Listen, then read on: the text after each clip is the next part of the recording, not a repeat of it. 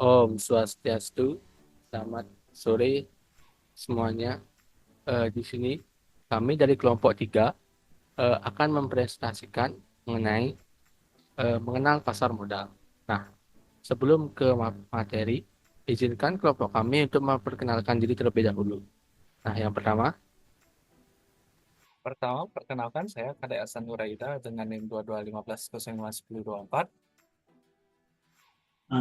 Saya posisi Laksana dengan NIM 22150564. dan saya sendiri Imadi Awilgiri Sandi dengan NIM 150511100. Next. Nah, untuk materi yang pertama akan dijelaskan oleh saya sendiri, yang dimana pengertian pasar modal.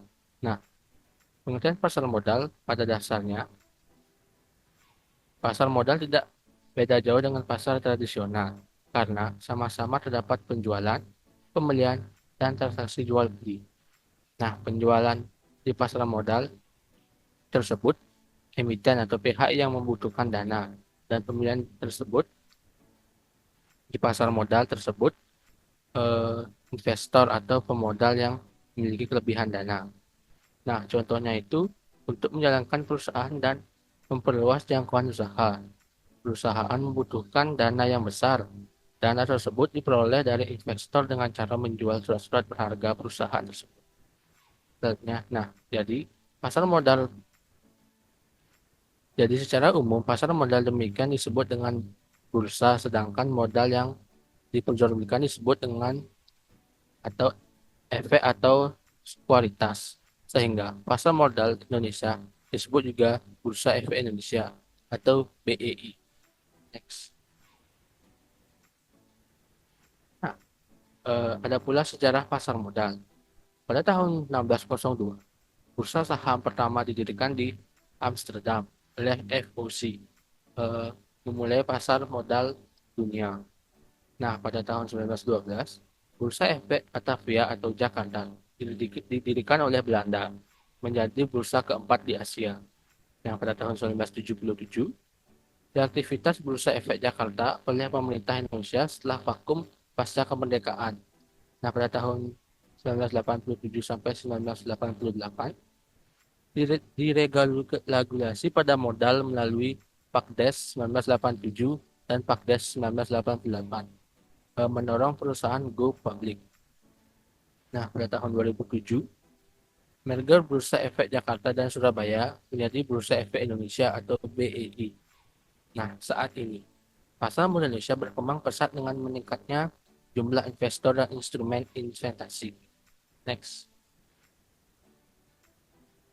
Nah, ada pula faktor-faktor yang mempengaruhi keberhasilan pasar modal, yaitu keberhasilan pembentukan pasar modal dipengaruhi oleh supply dan demand.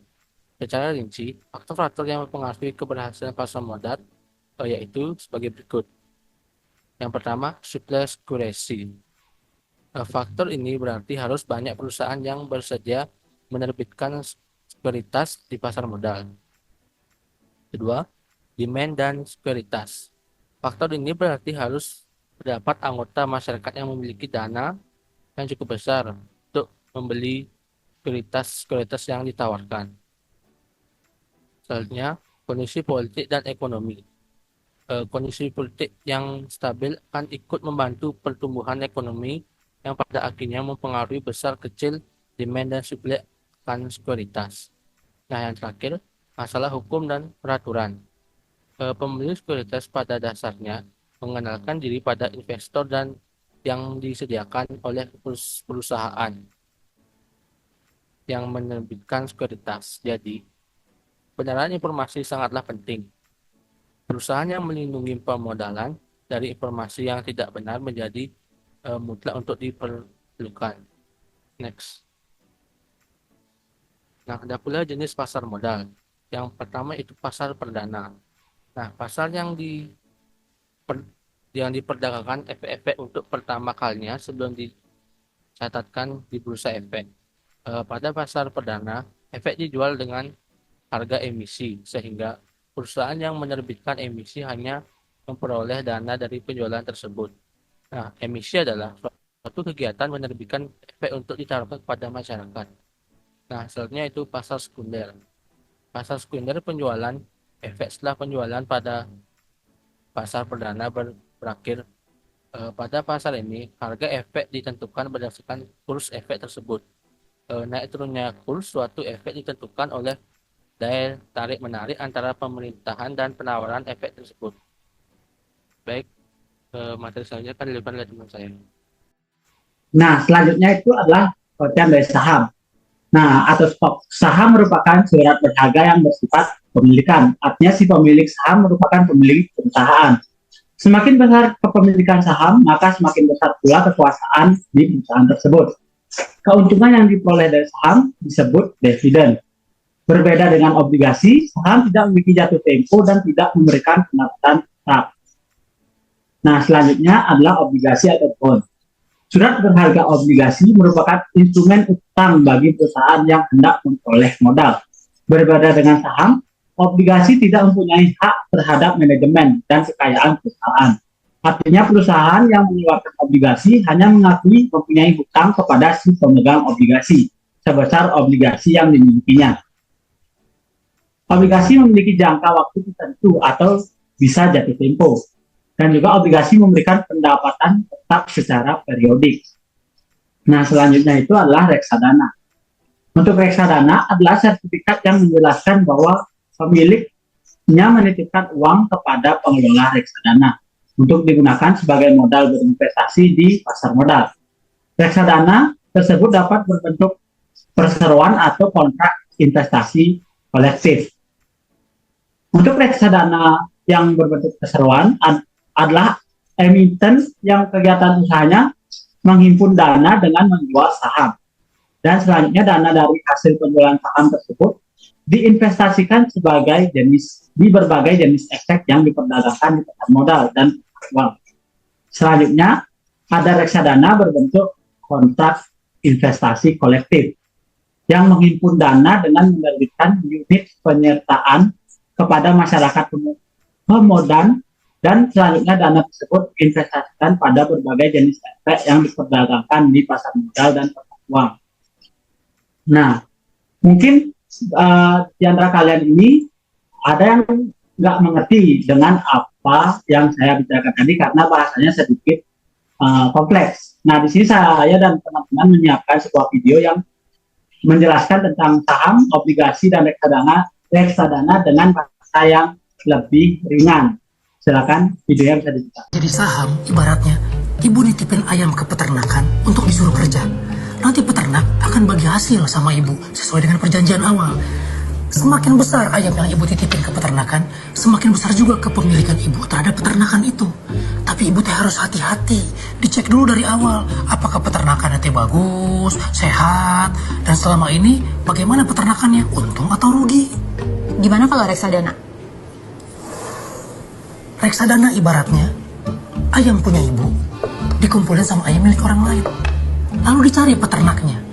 Ada peternak yang bisa cepat kembang biakin ayam ibu, tapi resikonya tinggi. Ada juga peternak yang lambat kembang biakin ayam ibu, tapi resikonya rendah. Terserah ibu. Ibu mau pilih yang mana peternaknya? Obligasi? Obligasi adalah surat utang negara. Jadi negara minjem ayam sama ibu. Mereka janji sekian tahun akan dibalikin ayam ibu sama anak-anaknya. Nah, ayam-ayam milik ibu ini akan digunain pemerintah untuk membangun negara. Nah, itu sedikit video penjelasan dari saham, obligasi, dan juga reksadana. Selanjutnya adalah fungsi pasar modal, yaitu fungsi ekonomi, di mana pihak yang menyediakan fasilitas atau wahana yang mempertemukan dua kepentingan, yaitu pihak yang memiliki kelebihan dana atau investor, dan pihak yang memerlukan dana atau emiten. Yang kedua adalah fungsi keuangan. Pasar modal memberikan kemungkinan dan kesempatan memperoleh imbalan bagi pemilik dana sesuai dengan karakteristik investasi yang mereka pilih. Nah, sekian materi yang saya bawakan. Saya berikan ke teman saya yang berikutnya. Baik, saya akan melanjutkan presentasi dari teman saya, yaitu mengenai manfaat pasar modal. Bagi emiten, manfaat pasar modal yang pertama yaitu jumlah dana yang dapat dihimpun berjumlah besar. Yang kedua, Dana tersebut dapat diterima sekaligus pada saat pasar perdana selesai. Yang ketiga, tidak ada covenant, sehingga manajemen dapat lebih bebas dalam pengelolaan dana atau perusahaan. Yang keempat yaitu solvabilitasnya perusahaan tinggi, sehingga memperbaiki citra perusahaan. Dan yang terakhir yaitu ketergantungan emiten terhadap bank menjadi lebih kecil. Selanjutnya yaitu bagi investor, manfaat pasar modal yaitu yang pertama, nilai investasi berkembang mengikuti pertumbuhan ekonomi, sehingga peningkatan tersebut tercermin pada meningkatnya harga saham yang dapat mencapai capital gain. Yang kedua yaitu memperoleh dividen bagi mereka yang memiliki atau memegang saham dan bunga yang mengambang bagi pemenang obligasi. Dan yang terakhir yaitu dapat sekaligus melakukan investasi dalam beberapa instrumen yang mengurangi risiko. Selanjutnya yaitu tujuan pasar modal. Tujuannya yaitu untuk menghimpun kesempatan kepada masyarakat untuk meningkatkan pertumbuhan ekonomi dan memberi kesempatan kepada masyarakat untuk ikut memiliki perusahaan dan ikut menikmati hasil ataupun laba. Dan berikut adalah struktur pasar modal, yaitu yang pertama dipegang oleh Otoritas Jasa Keuangan atau OJK yang berperan untuk mengawasi dan melindungi lembaga pasar. Selanjutnya ada lembaga pasar modal yaitu seperti Bursa Efek Indonesia BI, kemudian lembaga clearing dan penjaminan KPI, dan kustodian Sentral Efek Indonesia atau KCEI. Dan selanjutnya ada pelaku pasar modal, sini seperti perusahaan efek profesi, kemudian lembaga penunjang, prosesi penunjang, pemodal, emiten, perusahaan publik, dan reksadana.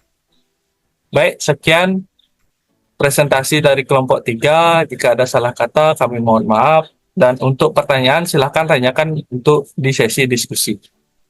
Om Santi Santi Santi.